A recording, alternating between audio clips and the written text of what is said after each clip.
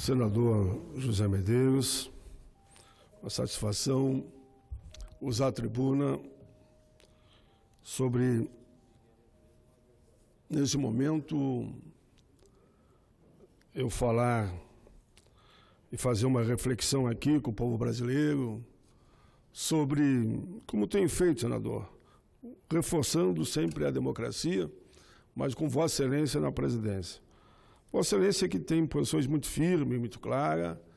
Vossa Excelência é daqueles homens públicos que não esconde o seu ponto de vista e não foge, inclusive, de um bom debate. Tem posições firmes e assim é a democracia, né? Não tem sentido nós, num sistema democrático, cada um não poder defender o seu ponto de vista. E por isso, Vossa Excelência teve uma bela votação e se elege como deputado federal por opção.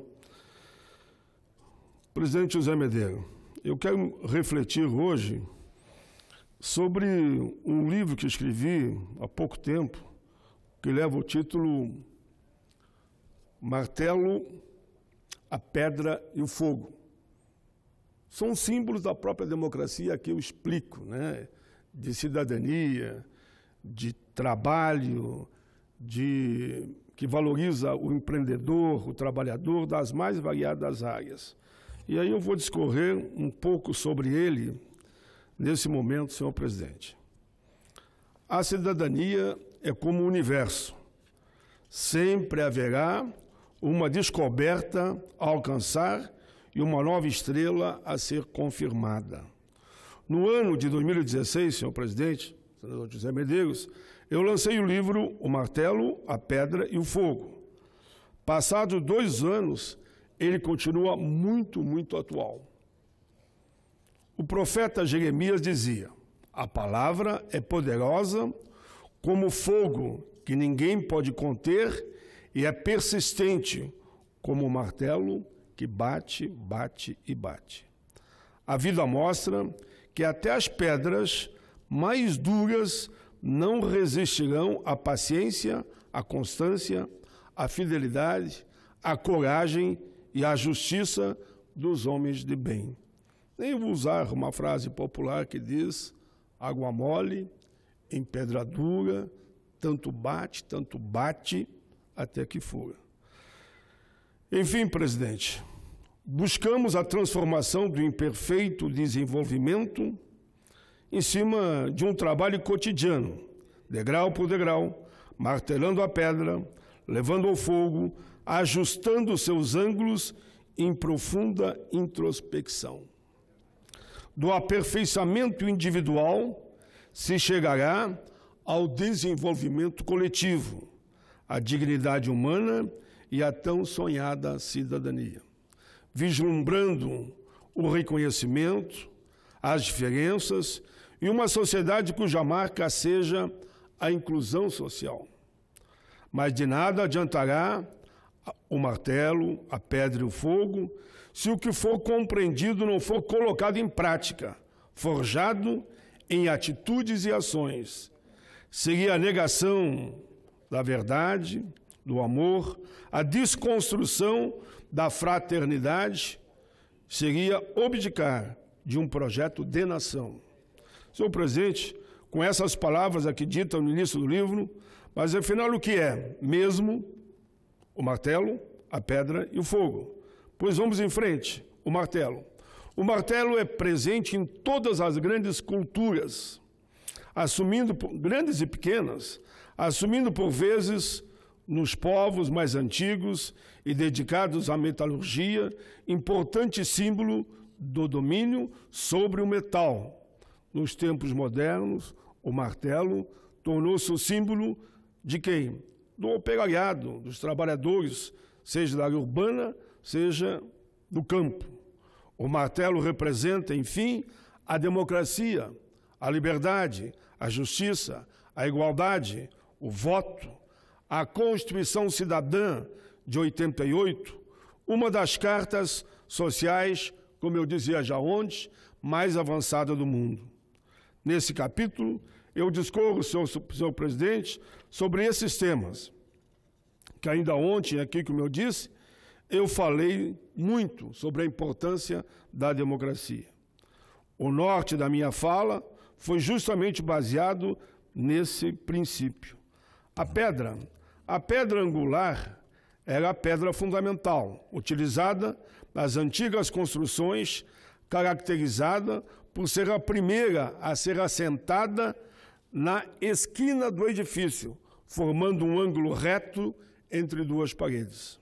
A partir da pedra angular, eram definidas as colocações de outras pedras, alinhando toda a construção. Ela é o elemento essencial que dá existência àquilo que se chama fundamento da construção. A pedra representa as pelejas do Brasil, representa o eixo: saúde, educação, segurança, infraestrutura, ciência, tecnologia, emprego, renda. Enfim, ela aponta para a estrutura do país que queremos, da nação que sonhamos. O que o Brasil precisa fazer para tornar-se um país desenvolvido, uma nação chamada de primeiro mundo?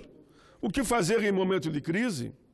Há décadas nos deparamos com obras acadêmicas, filmes, poemas, letras de canções, pronunciamento, sentenças judiciais, cujos autores apontam as mazelas do nosso país e espelhando o inconsciente coletivo do nosso povo. Perguntam, e as respostas? Onde estão as respostas?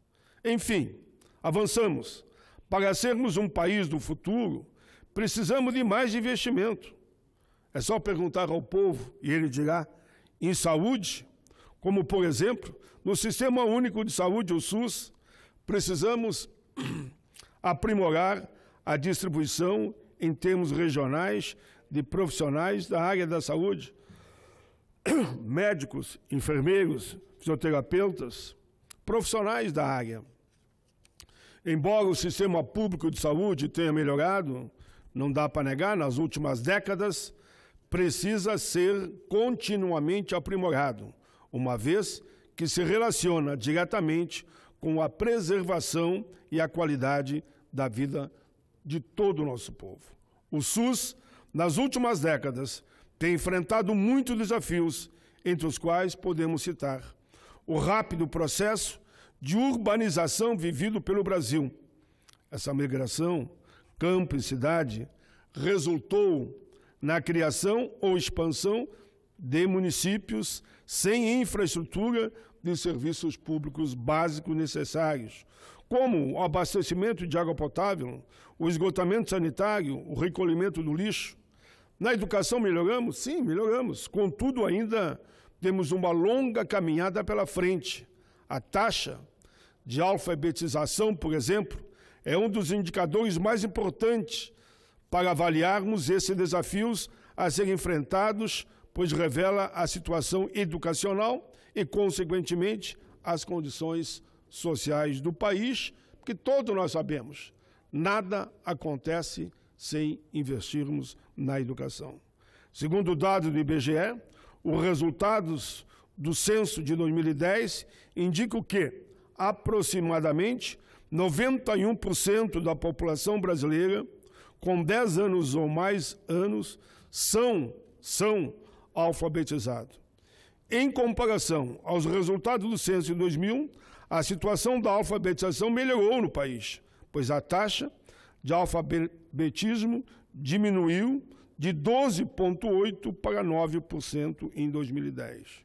Mas, apesar dos avanços que aqui eu reconheci, temos ainda um percentual muito alto, 9% de não alfabetizados, o que equivale a dizer que aproximadamente no Brasil, 18 milhões de brasileiros não sabem ler e escrever. Os especialistas na área, senador Medeiros, são unânimes ao apontar que se o Brasil não educar adequadamente a sua população e qualificar, eu venho do ensino técnico, por exemplo, e qualificar a mão de obra disponível, dificilmente conseguirá manter um crescimento sustentável. Segundo esses estudiosos, a solução definitiva para a educação brasileira passa pela valorização dos professores, que além de não serem reconhecidos pelo seu mérito, recebem salários indignos. São inúmeros estados que não pagam sequer o piso para um professor, inclusive o meu. Com honrosas exceções, carecem de mínimas condições, inclusive de trabalho. Na infraestrutura, energia, telecomunicações, rodovia, saneamento, o Brasil investe por ano cerca de 2,5% do produto interno bruto no nosso PIB, percentual que está estacionado desde a década de 80, um patamar insuficiente para repor o que é depreciado e ainda expandir a capacidade de oferta. Ou seja, o Brasil investe pouquíssimo para um país que almeja ser uma verdadeira nação de primeiro mundo. De acordo ainda com especialistas, teríamos que investir pelo menos 3% do PIB para manter o estoque de infraestrutura existente, para reduzirmos a discrepância com países emergentes, com alto crescimento. Deveríamos investir aqui, segundo eles, pelo menos 5% do PIB de forma contínua. O quadro se torna ainda mais grave porque, além de investimentos poucos, investimos mal. Nesse capítulo eu também abordo outros temas, como ciência e tecnologia, criação de emprego, direitos trabalhistas e sociais, valorizo o empreendedorismo e valorizo, até porque fui aluno, as escolas técnicas. No final, também desse capítulo eu cito um poema de Afonso Romano de Santana, que diz: que país é esse? Traduzido por vários idiomas, leio aqui somente um pequeno trecho. Venho de um berço esplêndido para um futuro radioso, e éramos maiores em tudo, discursando rios e proteção, e uma coisa é um país, outra um fingimento. Uma coisa é um país, outra um monumento. Uma coisa é um país, outra o aviltamento. Senhor presidente, o fogo, conforme eu falo no livro, se expressa num simbolismo de variados aspectos. Pode ser associado à paixão ou à cólera, aquecedor ou destruidor, sagrado ou transformador, iluminador ou regenerador. Pode representar também o espírito ou o conhecimento intuitivo. Tal como o sol e seus raios, o fogo e suas chamas representam a força fecundante, purificadora e iluminadora. O fogo, senhor presidente, como aqui eu escrevo, representa todos os brasileiros e brasileiras, mulheres e homens, de norte a sul, da cidade e do campo, das florestas, do litoral. Somente com um povo mobilizado, garganta rouca e bandeiras ao vento, é que vamos fazer grandes mudanças no país. A história mostra, tanto a história recente como a história mais distante. Mudanças houveram. As grandes mudanças sociais, políticas e econômicas que o Brasil precisa só serão alcançadas com grandes mobilizações. O presente e o futuro do nosso país dependem exclusivamente da ação organizada e contínua de toda a nossa gente. Os palácios de Brasília, a sede dos governos estaduais e municipais, só se movimentam quando os tambores rufam e quando a população faz ouvir os seus gritos de indignação. Antônio de Frederico Castro Alves assim escreveu: a praça é do povo, como o céu é do condor, e o antro onde a liberdade cria águias em seu calor. Todas as manifestações da população, para mim, são legítimas. Todas são legítimas, independentemente de correntes ideológicas, políticas ou partidárias. A população tem direito a expressar-se, a manifestar-se livremente, mesmo que sejam contrárias às nossas opiniões, ou a favor. Nesse mar de cantorias, não há espaço para a violência e muito menos para a repressão. Eu termino falando, senhor presidente, do capítulo 4 do livro, onde eu discorro sobre construindo a cidadania. A luz está associada à força espiritual, ao voo do falcão, à esperança, ao reconhecimento, à consciência, à cumplicidade, à identidade, ao respeito aos direitos humanos, aos direitos e deveres civis, políticos e sociais. Cidadania é a luz. A luz é expressa no trabalho e na ação de todos, inclusive de nós, legisladores. Sonhos, lutas, angústias e lágrimas, projetos, leis e defesa do Brasil, a igualdade de oportunidade para todos, tudo que leve à melhoria da vida dos brasileiros. Se as coisas são inatingíveis, ora, não é motivo para não querê-las. Que tristes os caminhos se não for a mágica presença das estrelas. Essa frase não é minha, é de Mário Quintana. Mário Quintana bate fundo na alma de todos que acreditam e sonham com um país mais solidário e justo. Neste capítulo, eu trato de grandes temas do mundo legislativo, que fizeram e fazem parte das nossas vidas. Seja como autor de leis e projetos, passando por debate de assuntos que tratam diretamente da vida das pessoas. Falam de leis como o Estatuto do Idoso, que eu tive a alegria de ter sido o autor, presidente, estatutos do idoso, da pessoa com deficiência, da igualdade racial, fui relator do Estatuto da Juventude, fui autor de diversas propostas do salário mínimo, do fator previdenciário com a alternativa que criamos via Fórmula 85-95, que resolve praticamente o problema da Previdência, que muitos não leram e talvez não percebam que essa casa aprovou por unanimidade, que de 2 em 2 anos, conforme os dados do IBGE, aumentam um plus a mais na idade e no tempo de contribuição. Enfim, discutimos muito aqui reforma trabalhista, da Previdência, terceirização, entre outros. Senhor presidente, senador Medeiros, o livro Martelo, Pedra e Fogo foi escrito com muito carinho. Foi escrito com o mesmo espírito de um outro livro que fiz, que todo ano eu lanço na Feira do Livro em Porto Alegre, já são cerca de 30. Um outro livro também recente, que comentei na tribuna e que tem tudo a ver com o momento. O título é Pátria, Pátria, somos todos. Temos que olhar para todos. São obras que refutam a intolerância e o ódio. São obras que pregam o amor, o respeito, a liberdade, a democracia e a solidariedade.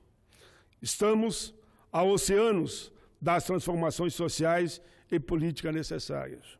Queremos o nosso Brasil fraterno e democrático. Queremos o Brasil para todos, pobre, rico, índio, negro, brancos, migrantes, imigrantes, enfim, de todos os segmentos, homens, mulheres, independente de religião ou de orientação sexual. Não podemos mais viver somente o agora. Queremos pintar o destino coletivo do nosso país, o martelo, a pedra e o fogo. Queremos construir a cidadania. A história, senador Medeiros, nos impõe esse desafio. Vamos não só fazer parte da história, vamos ajudar a escrever a história do nosso país, do Brasil, da nossa gente. Temos pressa de seguir adiante, de escalar montanhas, de rabiscar versos, de cantar as palavras dos ventos. Assim eu creio. Eu termino, senhor presidente, e me permita só nesses últimos minutos, que aqui eu já concluí, fazer um rápido comentário. Senhor presidente, eu noto, eu até gostaria depois de ouvir a opinião de Vossa Excelência, que há, em matéria de ajuste em relação aos nossos mandatos, uma série de iniciativas que acabam sendo iniciativas funelizadas, ou seja, personalizadas, melhor, individualizadas. O camarada diz, o Senado tem que ter carro ou não tem carro? Daí um pega e abre mão do carro. Só vou dar alguns exemplos. Deve ou não deve ter o apartamento ou o auxílio moradia? Aí um abre mão, outro abre ou não abre. Deve ou não ter, no fim dos mandatos, já de 8 anos, de 4, um auxílio, não vou discutir aqui o valor, só quero dar os exemplos, do chamado auxílio transporte. Pois bem, se não pode, ou se for considerado imoral, porque é esse debate que está dado, o que o parlamento tem que fazer? Mudar a lei. O que não pode é criar uma disputa de quem é o mais ético, ou o mais certinho, ou o soldadinho que tem que estar. Cria uma situação, eu diria, no mínimo, esdrúxula e até absurda no parlamento. Se assim o parlamento entende, pois bem, votem. Vamos votar aqui. As casas votam e pronto. O que não pode é ficar aqui, cada um dizendo, não, eu vou abrir mão disso, aí eu vou abrir mão disso, eu vou abrir mão da cota de passagem, ou eu vou abrir mão da cota que eu tenho para imprimir lá na gráfica. Por exemplo, esses livros aqui eu não vendo, como esse aqui, é tudo uma visão do meu trabalho que eu penso no parlamento. Eu imprimo e entrego na Feira do Livro. Bom, pode ou não pode? Se pode, pode, se não pode, não pode. Eu faço essa reflexão porque noto que há uma linha de conduta, para mim, absurda. Ou pode ou não pode. Se não pode, a pressão tem que ser qual? Não é para um ou outro dizer, não, eu daqui para frente lavo as minhas mãos. O certo, nós que defendemos a democracia, eu estou falando tanto aqui, e Vossa Excelência eu sei que também defende, é nós, bom, o que pode, pode, o que não pode, não pode. Mude-se a lei. Tem uma frase de um revolucionário gaúcho, já falecido há muito tempo, que ele diz, eu quero leis que governem homens, e não homens que governem as leis. Era isso, presidente, eu termino, eu tinha que fazer esse comentário. Senador Paim, um feliz comentário. Até porque eu ouvi uma avaliação ontem de um senador aqui que resolveu jogar para a galera. Perdoa o termo, eu vou falar aqui porque falei para ele. Ele resolveu jogar para a galera e dizer, olha, eu não quero o auxílio mudança. E ele estava me falando, rapaz, eu fui ver o preço da mudança, eu não sei como é que eu vou fazer para mudar. Porque não é barato. Quando fizeram esse auxílio mudança, já foi justamente preocupado com o sujeito que estava chegando. Que estava chegando ou que estava saindo. E ele resolveu dizer aqui que não vai aceitar. E agora está arrependido porque não sabe como é que vai fazer. Acho que vai ter que tomar dinheiro emprestado no banco para poder fazer a mudança para o estado dele. É o que Vossa Excelência disse. Se temos fazer um ajuste, isso. Tipo assim, ou encerra. Exato. Agora, essa disputa para ver quem joga mais bonito para a internet que é uma coisa maluca. Absurdo isso. Vai perguntar, Medeiros, você vai abrir? Bom, não vou abrir porque eu não estou chegando. Mas se está na lei, eu não fiz nada de legal, eu vou receber. E vou dizer isso para o meu eleitor. Olha, eu vou receber. Eu não fico com um centavo a mais no Congresso do que a lei me permite, do que é o meu salário, do que é... Medeiros, e as emendas? Não pega uma beiradinha. Os prefeitos todos do meu estado, são 141. Pode assistir esse vídeo. Tenho certeza absoluta. E confirmar.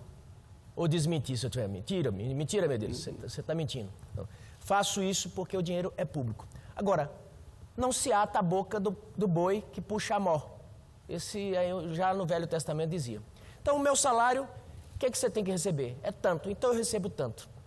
Amanhã ou depois o Senado diz, não, você vai receber só a metade. Eu vejo se vou dar conta de viver aqui em Brasília com a metade. Se não for, vou para casa. Mude a lei, exatamente. Exato.